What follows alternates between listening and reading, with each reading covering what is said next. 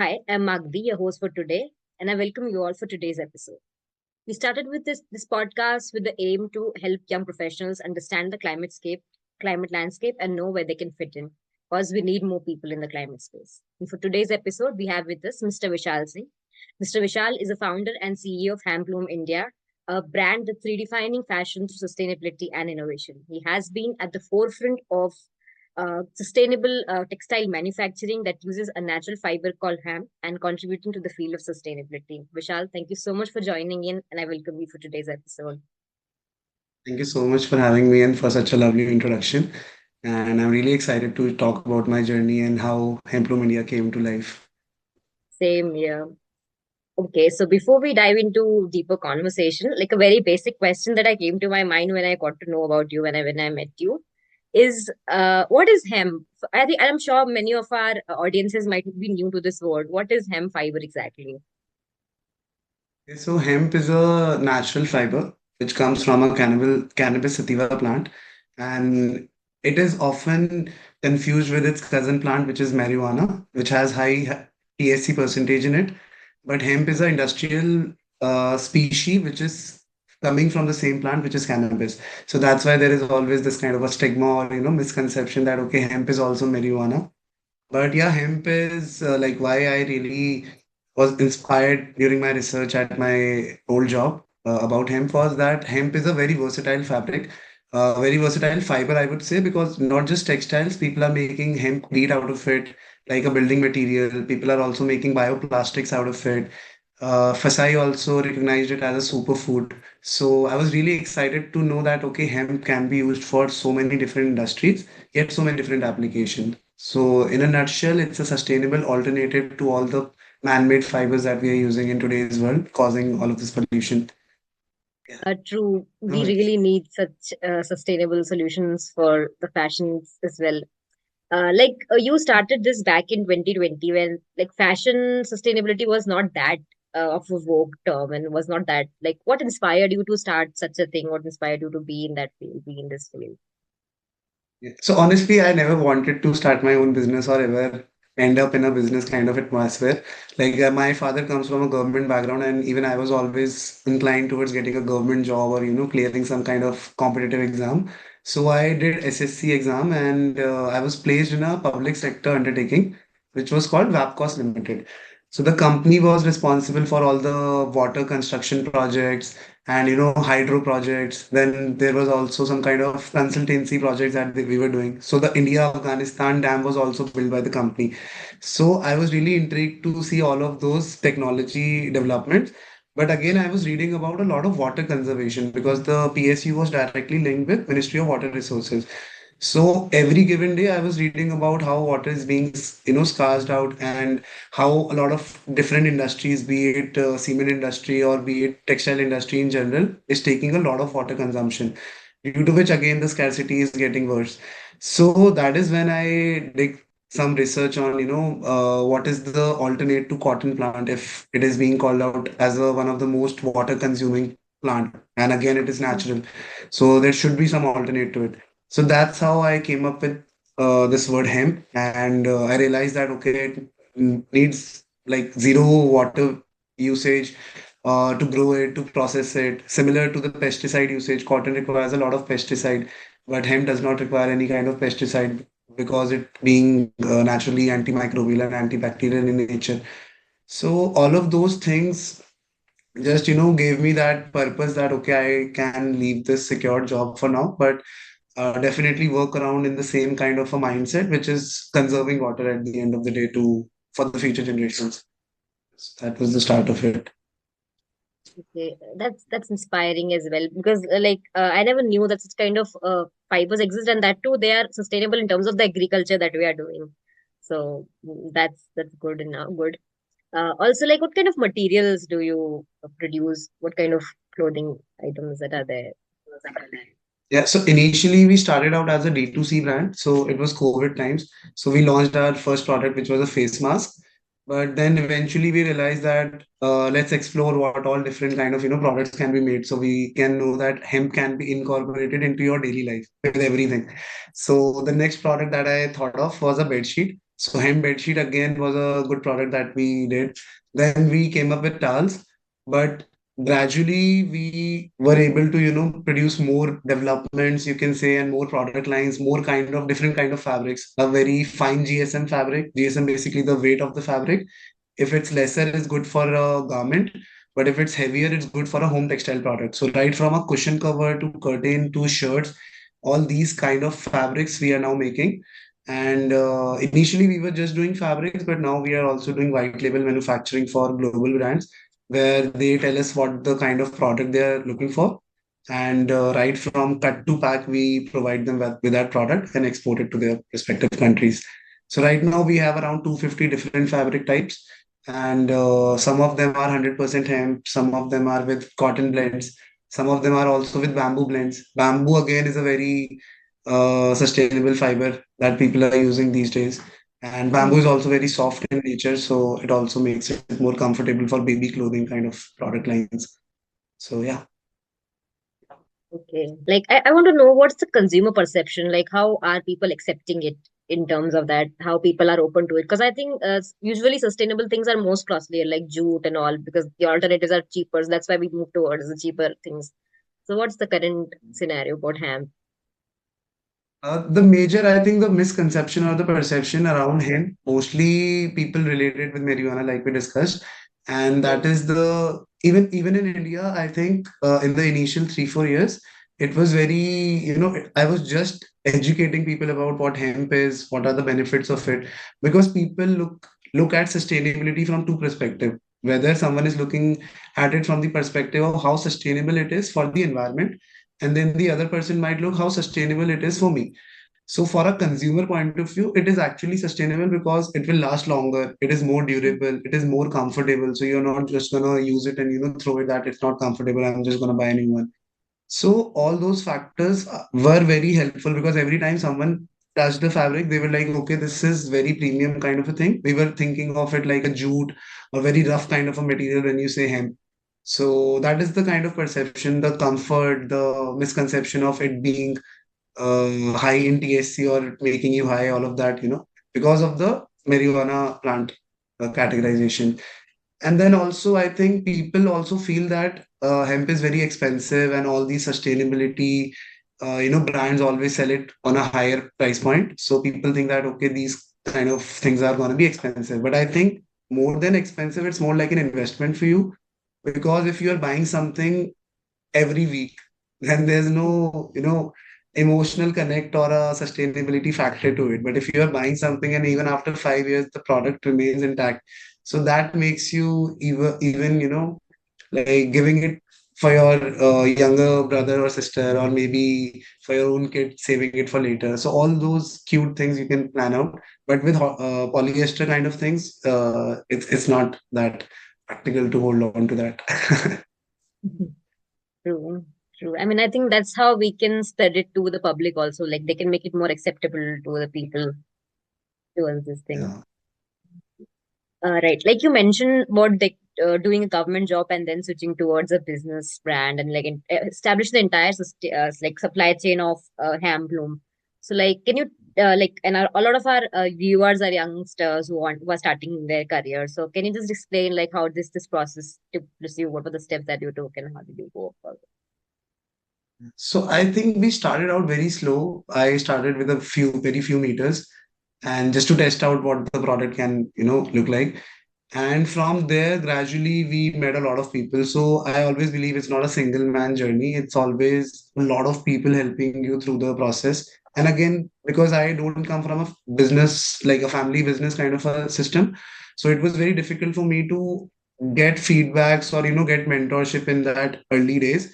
So I was always looking for people who have already been in this path of starting their own or building a company, how to get vendors, how to trust client with the payment and all of that.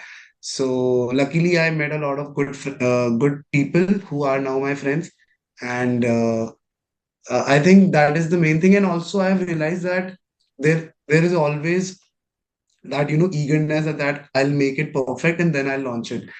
And that eagerness has always slowed down the process for me. But now I believe you should always start and then gradually you can increase it or improve it. but there should be a starting point. So there was a theory that I am following these days. It's one day or day one theory. So I always, whatever I think of, I just start it off, and then gradually I know I'll get all the answers around it. But if I just keep on waiting that, okay, I need to perfect this, how will I do that? How will I do this? So you're never gonna start. So it's like that. Right. So, like, how would what suggestions would you give to youngsters maybe who want to start their entrepreneurship or what are in the field of their own entrepreneurial journey, want to start their sustainability brand or any kind of businesses? What should be the entry point? How can they go about it from your journey or like in any suggestions or advice for them? I think start slow, like I said, either start slow or just start off with something and then gradually build a model around it. Because in the initial 1 year also there will be a lot of pivots because there might be a business model which is very practical to you, but again it requires a huge amount of money. So if you have that capex only, then you can enter in that kind of a business model. Similarly, Hmm. it can be a vice versa situation. But also I believe that people should be practical along with what purpose they have in their business and in their vision, because practicality will give them the stability but purpose will give them the vision of, okay, I want to build this kind of a product and help these kind of people. Because initially I was very keen on just focusing on the purpose, which made me realize that you can only, like, there was a saying which one of my friends said. So he said कि आप जब किसी के लिए दान करना जब आप खुद पैसा कमा रहे होगे. So you can only do charity when you are actually earning for yourself, right? So similarly, I can only be sustainable when I have done it through all the process, right? From what people are working towards my vision, what products I'm using, what is the process, what factories, how is the waste being managed, and all of that matters because today in today's world, sustainability is a very big buzzword that Hmm. people will say we are selling recycled polyester and it's sustainable, but it's not. It's again plastic only. So either you claim it from your heart or just make it for a buzzword. So that's why we make sure that these kind of greenwashing are being avoided, because I have seen very big brands as well as very new sustainable startups who come up with a cotton fabric and try to build again the buzzword kind of a marketing campaign where they say we are sustainable because we are not selling polyester but cotton. But again, there are more better options that are available. You can go for an organic cotton fabric, or maybe just drop cotton for some time and look for something which is more water saving. So all of these, I think, knowledge and the kind of will of getting into sustainability from the core of it, it really makes or breaks a brand in terms of sustainability, for sure.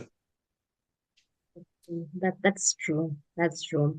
Like you talked about buzzword and greenwashing and how people try to like buzz around that they are doing sustainable, but their work is actually not. How can Yeah. consumers, in that sense, differentiate between what's really authentic and what's greenwashed? What should not they be using that? So in today's world, I think people look for stories and people really connect well with stories. And I have seen people actually giving out more, certifications, giving out more testimonials, and all of these things really matter. Because if someone is saying that, okay, like for example, I don't have those kind of certifications, like a GOTS certification is there in our textile field, which is one of the biggest certifications you can think of. But again, it's very expensive. So instead of that, if we can't provide that right now to our customers, because it will eventually make our product also more expensive. So we give out all the kind of tests that they look for, be it, let's suppose if they are getting a custom dyed fabric, so fastest report of that, fiber identification test, azo-free test that there is no harmful chemicals if we are making it for a baby clothing or a, for a garment kind of a product. So all these small certifications just makes your point more validated. Because if let's suppose you are saying 100% sustainable garment, but again on the label inside the garment, you can read out what are the materials being used in the garment. So sometimes you see a cotton fabric, cotton shirt, and then you see inside it's 12% cotton and let's suppose how much percentage of polyester. So it's a blend of cotton and polyester, but you are selling it as a cotton shirt. So just reading out the labels right, and testing out their website and their brand vision, whether they provide any kind of lab reports or not. Because even nowadays, I've seen people are doing third-party lab test and putting it in the packaging of the product so that Mm. customer can just scan the product and they can see the entire, supply chain or the process of how that product was made. So I think these kind of things are there again, but I think it comes down to how much aware a consumer is. If they don't know what Mm. azo-free dye or a normal dye means, and they just go to a normal local dyer and give them the fabric that they want to get it dyed, so they don't know the complexity of the harmful chemicals that they use for all these dyes. So that then gives you rashes or skin kind of problems, and then you go to a derma. But again, they can never relate it to that one fabric that, okay, that fabric was the factor which made me into this kind of skin related issues. So I think awareness should be the first step, and then you can just ask off with the brands. I think they help. Mm. Interesting. Interesting. Also, like when you talked about that charity thing and all, the question that comes to my mind is like starting a new business. The one thing that people usually get worried about is finances, funding. Like, how will they do that? So, like, what would you suggest to them that how can they balance their passion? Like, they can start off something which they are passionate about, at the same time maintain a balances and funding can have like a mix of it and like be able to do so. For us, the bootstrapping part really worked out well, and for some people it doesn't work out. So I think it totally depends on the kind of business model you are following. Because initially, when I was a D2C brand, bootstrapping was very easy for me. But as soon as I was planning to get into B2B side of it, having my export journey started, I needed funds. So I looked for different kind of sources, but debt was the better option for us. Because again, if you even take, let's suppose, 1 CR funding in the initial days of your business, even you are not sure how you will spread out that money, or how you will, use that money to just definitely grow your company. So I think in the initial 4 or 5 years, you should learn what is working best for you and what is not working for you. Remove the part which is, just causing an expense, and then use whatever source of money, either debt or equity, to grow that company. So I think in the initial years, do not one should always focus on bootstrapping, and then later for scaling and scalability, then they should always infuse money. Mm. Okay, I get it. Like next up, the sustainability space or any business branding, something that you said is really uncertain. So like how do you deal with the challenges and what do you suggest to our listeners? Like how can they deal with whatever challenges they come in the way? Yeah, I think challenges, like initially I was very scared of them, but now I enjoy them. So I think challenges are everywhere. Even when I was in the job, the challenge was to travel to Gurgaon every day for 3 hours drive. Like in the morning, it was a 3 hour drive, and in the evening, it was a 3 hour drive. So that was the biggest challenge. But again, in startup, I think you should always take these challenges as an opportunity of learning more. Because every time I have been like pulled down, I always stood up more stronger, because I knew that, okay, this is the thing that I don't want to do now, and this is the kind of model that I don't want to operate in. Or like it's a single payment, you can say, some kind of people don't send you all the money, right? So there Mm. are multiple types of people available in the market.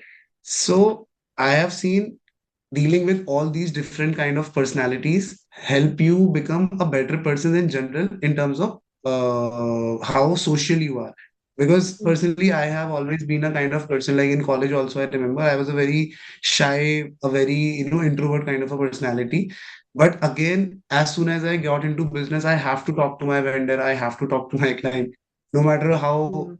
pissed off I am, I have to deal with something that comes up in the office.